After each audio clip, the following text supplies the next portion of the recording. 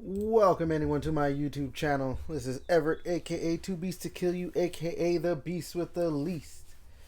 And in this video, I'm going to be talking about Gears of War. One of my, well, no, not one of, probably my favorite franchise of all time. Franchise I've talked about on this channel before, and will continue to keep talking about because I just love Gears. And anytime there's something about Gears, I kind of want to try and talk about it. Sorry about that. Before we get into all of this news, well, not all the news of this Gears of War announcement, like, subscribe, share. I'm over 450 subscribers now on this channel.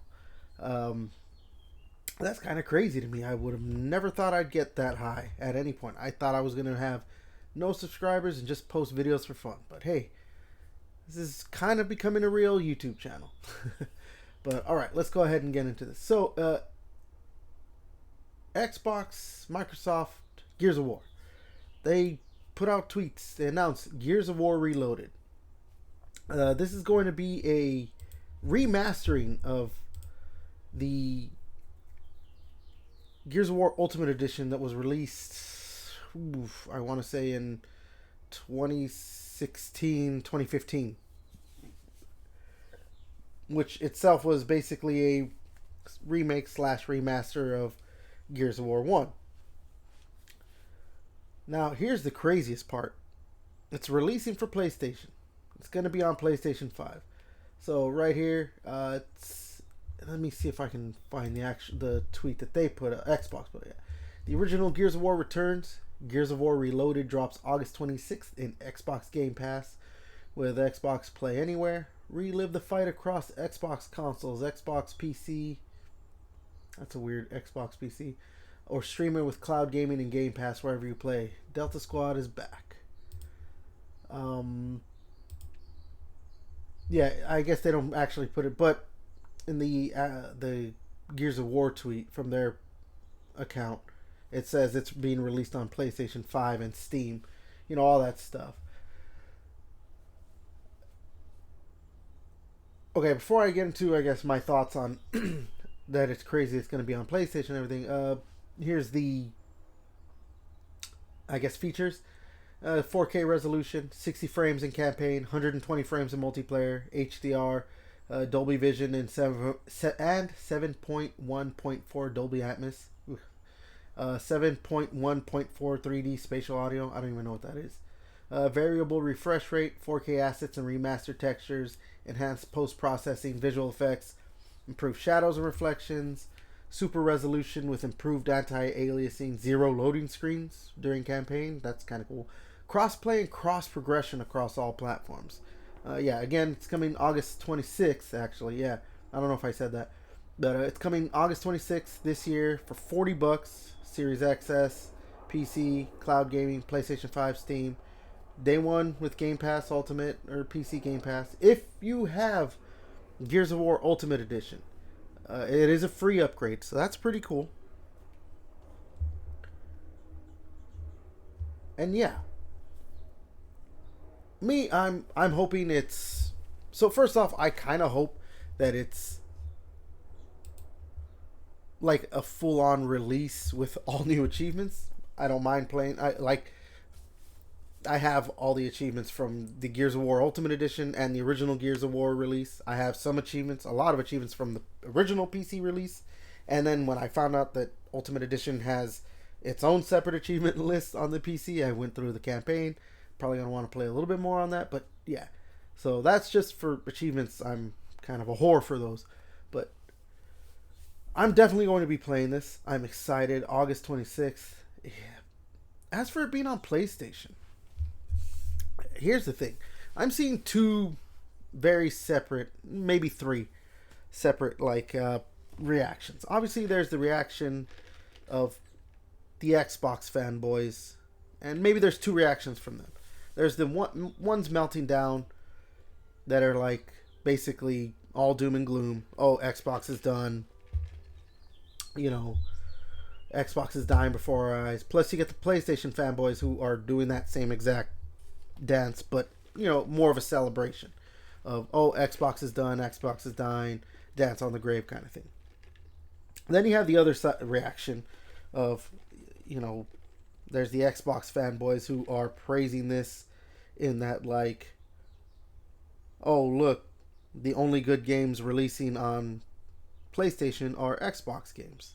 Or PlayStation doesn't want, PlayStation, ponies don't want PlayStation games, they want Xbox games. I mean, that's more coming from because Oblivion, Forza Horizon, and Indiana Jones, which are all, I mean, you know, two of them, yes, are technically Xbox games, but come on, it's Bethesda before they bought Xbox. Or before they were bought by Xbox. But those three are like in the top 5 of what's selling on PlayStation.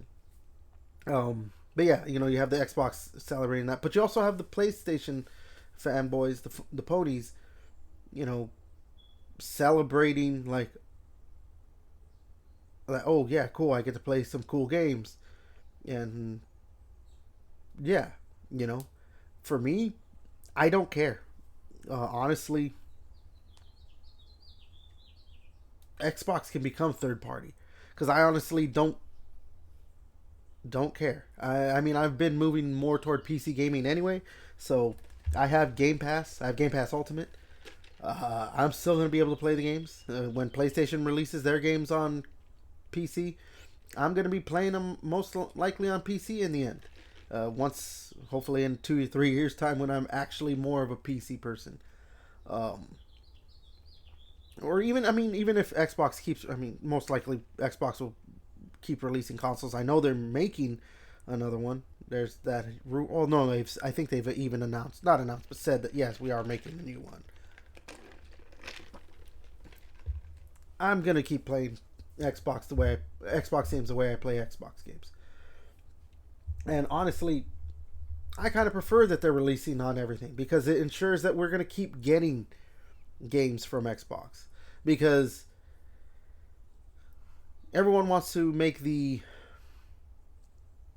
comparison of Sega, that, you know, they used to make consoles, now they just make games and they're just a third party publisher. But like, look at what Sega has become. They have like 3 franchises they really focus on: Sonic, Persona, right, I believe, and then the Yakuza games. Those are all Sega, right? If I'm not remembering correctly, then oh well. Mainly it's Sonic though.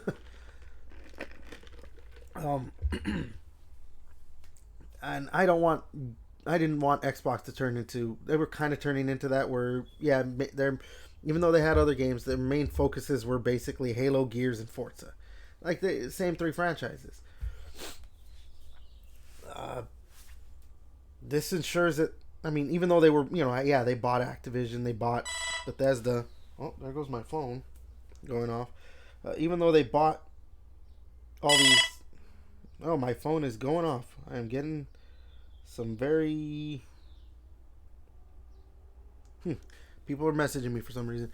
Sorry about that. But yeah, even though they had bought Activision Blizzard and Bethesda, yeah, they were going to be releasing other things. But like, you know, it could have been a thing where Xbox didn't make enough money.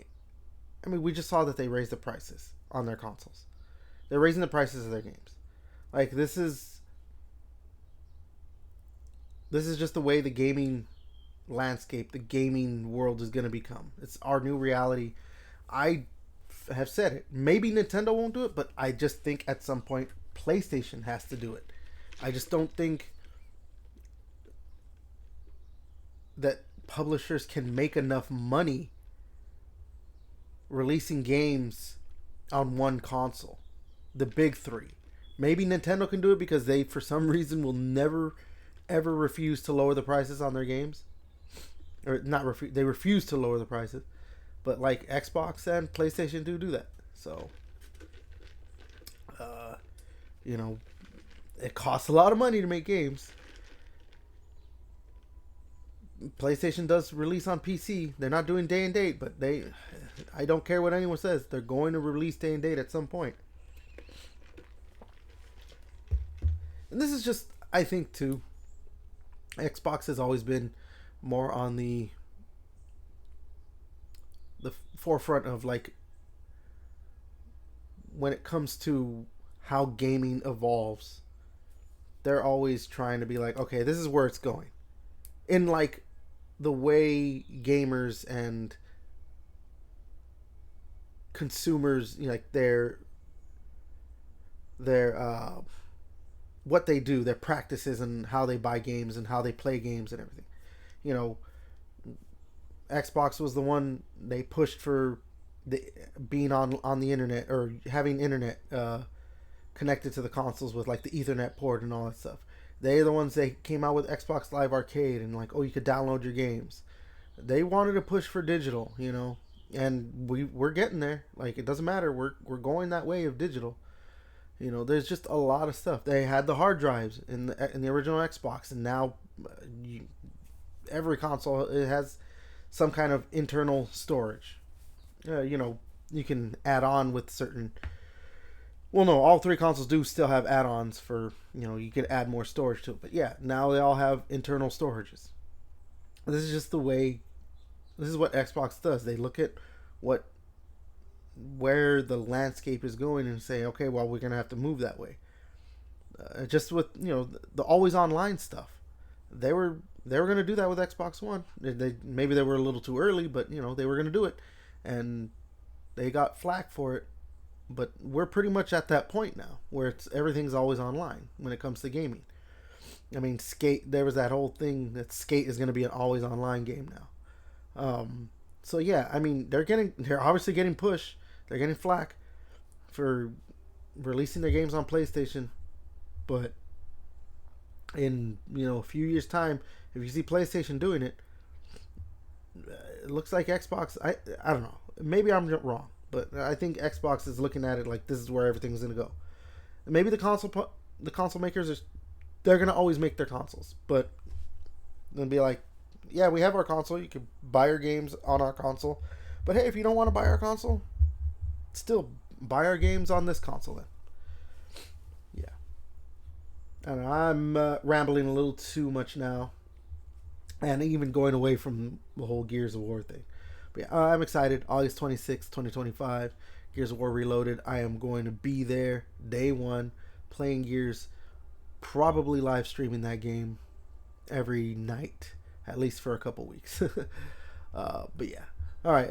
As I said before, like, subscribe, share, all that good stuff. And until next time, I'll catch you later.